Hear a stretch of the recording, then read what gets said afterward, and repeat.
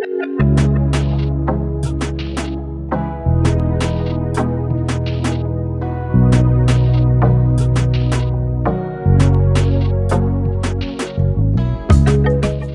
here is the Volvo XC40, one of our favorite premium compact SUVs next to the BMW X1 and Mercedes-Benz GLA. Now this has been available since 2018, but here we are again because this is a brand new variant. This is the XC40 Recharge T5, meaning this is a plug-in hybrid version of the small SUV. Now this completes the electrification of Volvo Car Malaysia's entire model range, and it's also the most affordable PHEV in Malaysia. Now the question is, does it make it better or worse than the standard petrol version? Now let's find out.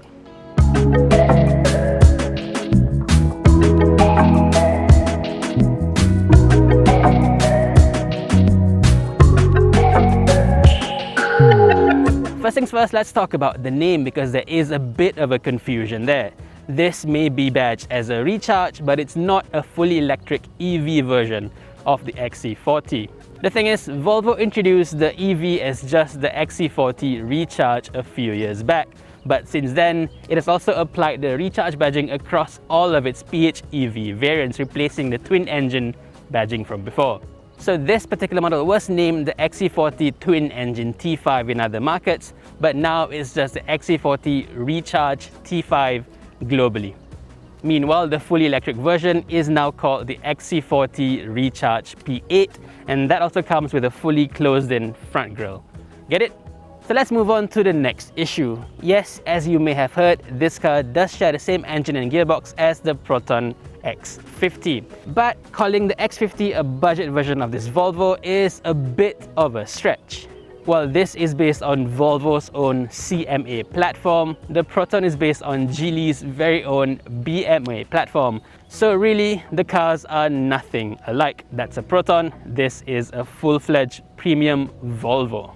As for the engine itself, it's really no big deal. The BMW X1 is also available with a 3-cylinder engine, while the Mercedes-Benz GLA shares the same engine as a much cheaper Renault models in Europe. So yeah, that's just how the industry works globally. With that out of the way, let's talk about the prices. This year, the Volvo XC40 Recharge T5, man, that's a long name. This goes for 242,000 ringgit. That is the same price as the previous petrol-only T5. But just to have a bit of a separation between the two models, the regular T5, which is still available by the way, now goes for 232,000 ringgit. So you're paying 10,000 ringgit extra for the PHEV version. Now that's a bit of a unique situation here in Malaysia where we're sort of used to seeing the PHEV as the cheaper cut price version.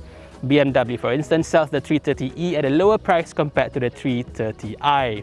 But having said that, if you look at this particular model in other markets, we are only paying about 4% more for the PHEV upgrade, whereas in other markets, you're looking at about between 15 to 20% extra. So in this context, we are getting a very, very good deal here. The car itself looks near identical to the regular T5 version. The only ways to see that this is the PHEV version is to look for the small little charging flap on the front left fender, the small little Recharge script on the C-pillars, and the lack of any visible tailpipes in the back here.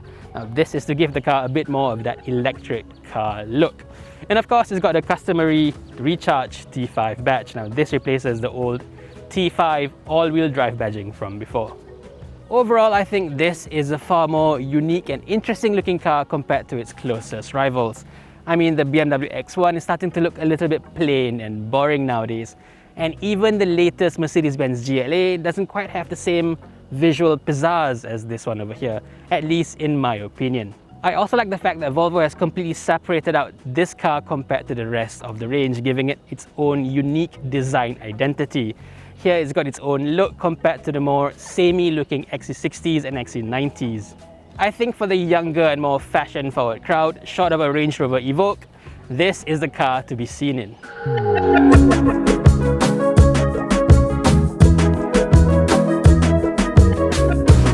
And And this car feels just as stylish on the inside compared to the outside.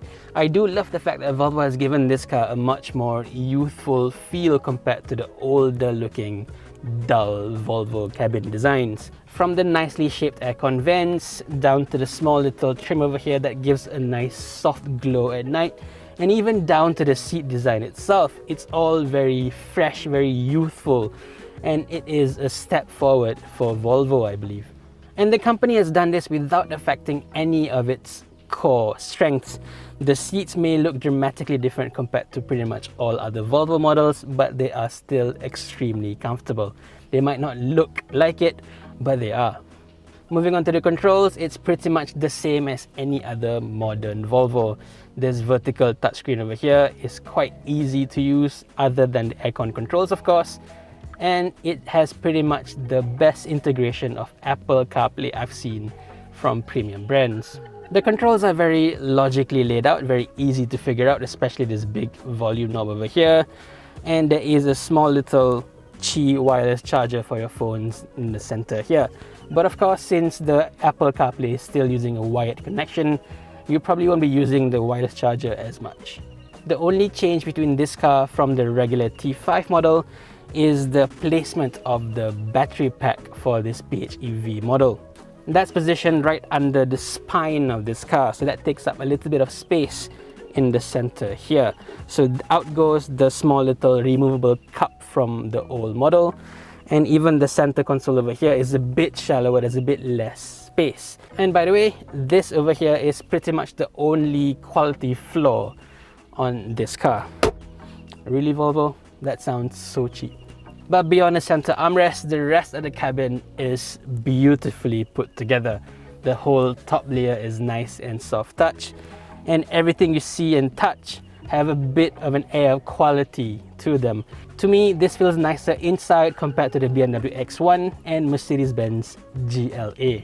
One unique feature to the Volvo are the door cards. There are no big speakers to be found here, and that gives out a much bigger storage space on the front door cards. You can literally fit a whole laptop in there, it is that big. Speaking of the speakers, we only get the basic sound system over here instead of the much more higher spec Harman Kardon option. But having said that, the audio system actually sounds pretty decent even in this price range. It's not the fabulous Bowers & Wilkins system we've come to adore in high-end Volvo models, but as far as entry-level premium models go, this is one of the better ones. But as for the rear quarters, the XC40 doesn't fare quite as well. Now objectively, everything does look very, very good. There's loads of legroom over here, and headroom is not going to be a problem even if you are really, really tall. But subjectively, everything falls a little bit flat. The rear bench is the core problem over here. It's just not very supportive or well shaped. The seat base over here is just too short, so if you have longer legs, it's just not going to be comfortable for longer journeys. And then there's the backrest. For an SUV, it's just embarrassingly too upright. It feels like a Perodua Bezza back here. You're sitting so upright. For long journeys, yeah, I guess it's good for your posture, but you won't feel comfortable in the back here. But of course, there is a very good reason for all this, because these rear quarters are not designed for full-size adults. It's designed for smaller, younger kids. Now you see, while adults will prefer bigger, longer seats, especially on the base, shorter kids will prefer this short bench over here. And as for the straight backrest, this is designed to fit most baby seats better. So if you're sitting in the back here and you don't think it feels right, there are proper, legit reasons for all that. This is designed for young families with small kids or those in baby seats. But having said that, I think it's a bit of a shame that this car does not have the integrated booster seats as bigger Volvos do. And while I'm nitpicking, the quality in the back here isn't quite top-notch either. There's a big piece of plastic over here. It looks and feels a little bit cheap, a little bit shiny. And they're very scratchy as well. And same goes with the side B pillars over here. Yeah, definitely could have been better.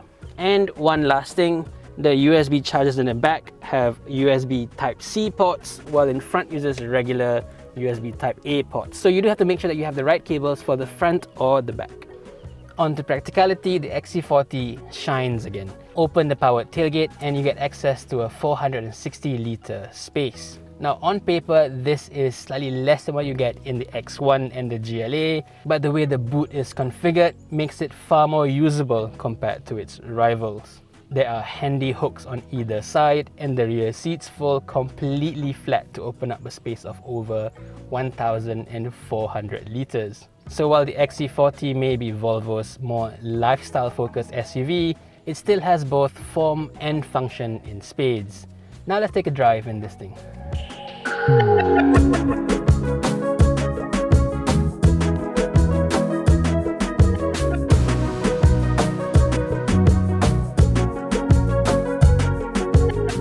Okay, let's move on to the biggest difference for this Recharge T5 variant. Up front is a completely different powertrain. While the regular T5 had a 2-litre 4-cylinder turbo, this has a downsized 1.5-litre 3-cylinder engine. And yes, it's the same as the one in the Proton X50, but it's not exactly the same. The design and specifications are identical, but Volvo uses slightly different vendors and suppliers compared to Proton and Geely. So technically this is slightly higher spec in that sense. So the engine alone makes 180 PS and 265 Newton meters of torque. That's slightly more than in the Proton, but that's the last time I'm going to mention Proton because, you know, that's pretty much relevant for a Volvo review. On top of the engine, there is also an electric motor. This adds on 82 PS and 160 Newton meters of torque. So overall, Volvo claims that this car makes 262 PS and 425 Newton meters of torque. Now that is a big upgrade over the regular petrol T5's 252 PS and 350 Nm. Now some of you may ask why Volvo can simply claim that the combined output is just a simple addition of the engine and electric motor outputs, whereas other brands, they usually have a slightly different set of combined system output numbers, which are usually lower than simply adding up the numbers, right? We see this from BMW, from Toyota, even Mercedes-Benz. But Volvo, they've always just added up the two numbers together and that's it, that's what you get overall. Now with the bigger Volvos, it's very easily explained because the engine runs the front wheels, the motors run the rear wheels. So there's no overlap between the application of power from the engine and the motor in the back. So yeah, that explains how they can just add things up. But over here, it's a bit more complicated because both the engine and electric motor run the same wheels, the front wheels alone.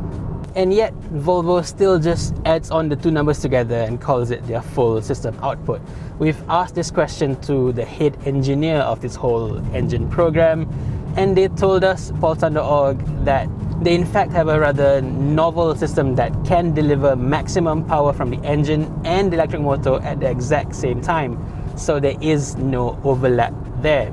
Now they didn't really explain the specifics, but technically the motor runs through a separate shaft in the transmission. So even when the engine is spooling up or even changing gears, the electric motor can send full power through to the front wheels. Now this all sounds quite amazing to me because other brands have been doing this sort of same axle hybrids for a very long time. And yet Volvo is the very first one to be able to put these two together seamlessly without any compromises. Like I said, this is a very different plug-in hybrid approach compared to Volvo's bigger PHEVs.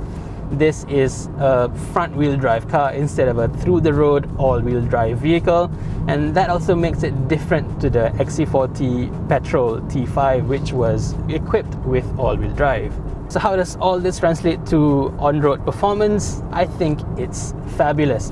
Now, a lot of you may have seen the spec sheets that say this Recharge T5 is actually slower compared to the petrol T5. But you know what? Don't believe that one bit. This is faster.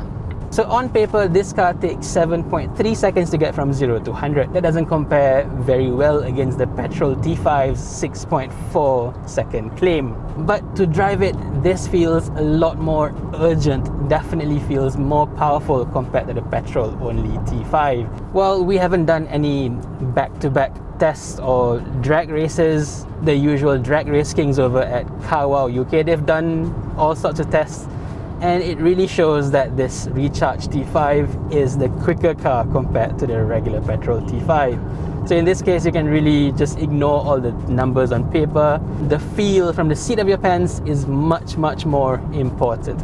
I think the way the electric motor deploys its power works really well in short bursts of acceleration. So if you are just, taking off after the toll or powering off after a corner, this feels much quicker than the regular petrol car. But over a prolonged acceleration bout, then it's that car that has a bit more of an advantage over this. It runs a little bit out of puff, 5-10 seconds after you've pressed the pedal. But for everyday driving, I think about 95% of your driving seat time, this will feel the much better, much more powerful car to drive. And then we get to the transmission, where this is of course a bit different compared to the T5. This Recharge has a 7-speed dual clutch transmission, replacing the 8-speed automatic from the other T5. But don't let the dual clutch name alarm you, because this is one of the best 7-speed dual clutch gearboxes in the world. It's so smooth, it's so direct, it doesn't even feel like a dual clutch gearbox at all. It just feels like an ultra smooth 7-speed transmission. It's very close to a regular old school torque converter transmission. And the fact that this has an electric motor to sort of smoothen out all the gaps while the transmission changes gears, this is a very seamless, ultra smooth experience throughout. The only fault I can find in this whole powertrain package is in the way the brakes feel. Now, I've said this before, plug-in hybrid Volvos have a rather weird brake feel, and this one perhaps is the worst of the lot. The brake pedal will stiffen up, will feel very wooden when you step on it, and it's a little bit harder to modulate for a smooth stop. In certain conditions, you can even change the brake force even though you're keeping the same constant brake pressure on the pedal. That can feel very alarming if you're not expecting it to happen. But it's just something to get used to. If you drive it day in and day out, you will expect and you will adjust to this sort of weird occurrences, and it will be fine in the long run. Volvo has really improved on this in the newer models, such as the XC90 especially. So perhaps if you are afraid of the braking bit, you have to wait until the facelift of the XC40 comes out. Now, this being a plug-in hybrid, there is of course an all-electric driving range. On paper, Volvo promises around 44 kilometers, but in the real world, I saw nothing beyond 33 kilometers of full electric range. But that should be enough for most people. I don't really know that many people living in a city that travels more than, say, 50 kilometers in a day. So say you travel 50 kilometers every day and you charge this car every day, you will do the bulk of your driving in full, complete silence, in full electric mode. I think that is beautiful. You'll end up using very little fuel in the process, and you'll feel a lot better about yourself in the long run. In terms of charging, it depends on how you are charging the car. If you're using a regular domestic power socket from your house, it'll take around 5 hours to charge from 0 to 100%. But if you use a dedicated wall charger, it'll take as little as 2.5 hours. Either way, it's just a matter of reminding yourself to charge up every time you park the car at home every night. It's nothing beyond that. It's as simple as charging your phone up every night. It's the same. As for fuel economy, it will change very drastically depending on how often you charge the car up, and of course your own driving routes and driving behavior. Like I said, if you don't really drive all that far every single day, it is entirely possible to use this car as an EV. But if you do have to drive it over long distances, and then you can use the extra fuel as a backup. That is the whole point of a plug-in hybrid vehicle. You get most of the benefits of experience of having an electric car, but you can still travel long distances with the use of fuel. Over the week that I've had this car, I've traveled over 500 kilometers with it, and I've charged it twice. And overall, I've averaged around 7.5 liters per 100 kilometers. Now, of course, if I charge it even more, the numbers will go down much more dramatically. It can go as little as 1-2 liters per 100 kilometers, something crazy like that. And I think this is a lovely entry into the benefits of driving an electric vehicle. But even if you don't charge it regularly like how I drove the car, you will still gain slight benefits compared to the regular petrol T5. In that car, you are likely to average around 9 to 10 liters per 100 kilometers. Over here is about 7.5 or even less if you charge it more. So yeah, there is already a big advantage in terms of fuel economy there. Now on to the hybrid system itself, it is quite seamless. There's no jerky feeling. You wouldn't know when the engine is on or off. You just drive along and the car decides whether to run on electric or engine alone or hybrid, and you won't feel any of it unless you pay close attention to the driving instruments over here. If you don't, you just wouldn't know what's going on. It just goes. It's as good as any regular car if you don't really pay attention to it. And in that sense, that speaks volumes of the refinement of this engine over here. You just don't know when it's on or off. On full throttle, you can hear it a little bit, and there's a bit of that 3-cylinder gruff voice as well. But save for full throttle accelerations, at no point do you actually hear the engine running or not. So overall, this is an extremely refined, very, very quiet car to drive in. And then comes one of the biggest points of owning the Volvo in the first place. It is extremely comfortable too. The overall damping of this Volvo is actually a little bit firm. If you go through very sharp ruts or big bumps, you can feel a little bit of a bumpy, busy kind of ride. But beyond that, it is a serene experience. It just floats over bumps, and that little sensation of being floaty is actually quite nice for this class. Compact SUVs usually have a rather busy kind of ride experience, especially compared to a similar price sedan. But here, I dare say it rides better than a 3 Series or a C-Class. There's a bit more of a rocking motion because you do sit a fair bit higher compared to the sedans. But for passengers, I believe they'll feel more comfortable in this one. The drawback of having such comfy and such soft suspension is in terms of handling, obviously. And since this is the PHEV version, there's also the weight penalty as well. Compared to the regular T5, this weighs over 170 kilograms heavier. So through the corners, this was never going to be anywhere near as athletic or as agile as most of its rivals. Now, one aspect where I don't think the XC40 excels all that well is in the way the steering wheel feels. There's a bit of a loose and vague sensation coming from it that sort of takes away from the driving enjoyment available here. In normal hybrid mode, it's just far too light, far too loose for my liking.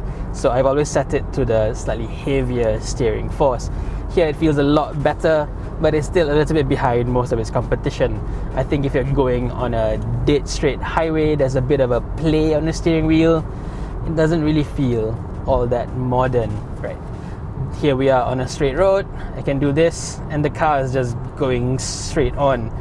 Yeah, it's a bit of an annoyance if you're going on a long highway jaunt, I think. But through the cities, through parking lots, it's very easy to maneuver. It's very direct as well. So yeah, it's a small little complaint, but it should have been better, really. In its own right, it is very decent. It's a safe, very capable handling car. It's not exciting in any way, of course. It's not as dynamic as some of its rivals are, especially the new GLA and the X1. But as an overall experience, if you're not looking for a sporty driving experience, if you're just looking for a nice and comfy car to bring your family around, this fits the bill very well. Now moving on to safety, again, Volvo absolutely shines over here. This car is packed to the brim with everything Volvo has to offer, and it really is a big step up compared to its rivals. For the longest time, BMW's X1 doesn't even have AEB here in Malaysia. Now it's starting to sort of fix that problem, but is way too far behind Volvo. This car has adaptive cruise control, full speed autonomous emergency braking, active lane keep assist, pilot assist, traffic jam assist. Yeah, it's things that BMW owners can only dream of in this price range. But all those features are not quite perfect, of course. Again, just like the braking feel, Volvo has done great strides in improving the driving aspects of its plug-in hybrid vehicles. And over here, it's the same story with the advanced driving assist systems. This car, being a couple of years old, still has the slightly older version of pilot assist, so it's not quite the latest version where they sort of ironed out and smoothened out the experience. Here, it's still a little bit clunky in a way, it's a little bit jerky in the way it works, but overall it's still better than not having anything at all like in the Mercedes and BMW models. Another drawback is the lack of a full around view camera for this car, especially when you park. It only has a reverse camera, and you know what, this car's reverse camera is placed sort of way too low. You can't really see where the parking lines are, so it's a little bit harder to place this car perfectly within the parking lines. But having said that, Volvo's around view cameras aren't the best either, because you're always forced to choose between a top-down view or a reverse camera. You can't really show both at the same time as what most other brands do. In that sense, you're not really losing out too much, but yeah, it's also the one thing where its rivals would do a lot better than the Volvo. So to sum up, I'm sure you can tell I'm a big fan of this Volvo XC40 as a whole. I mean, there are one or two little niggles here and there, but as a whole, it is a nice little package. Definitely a step up compared to the regular T5 petrol. Now, if only Volvo can make the naming conventions a little bit easier to understand and digest.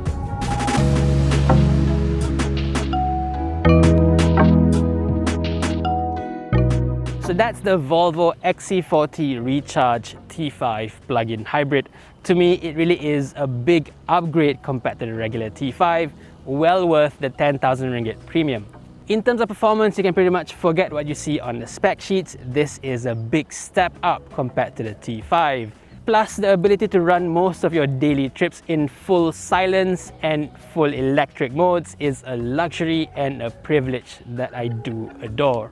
But of course, there is a small price to pay in terms of its braking feel, but that's just me picking faults as a car reviewer. I'm sure if you buy the car for more than a month, you'll get used to it in no time. As for the rest of the XC40, I think it is a beautiful product. It looks great from the outside, it feels very nice and comfortable from the inside, and beyond that, it is pretty much the complete package for a young and small family. Now, I've been hugely impressed by previous Volvo models like the XC90, but this is now my personal favorite. So what do you think of this Recharge T5? Let me know in the comment section below. Thank you for watching and stay safe, everyone.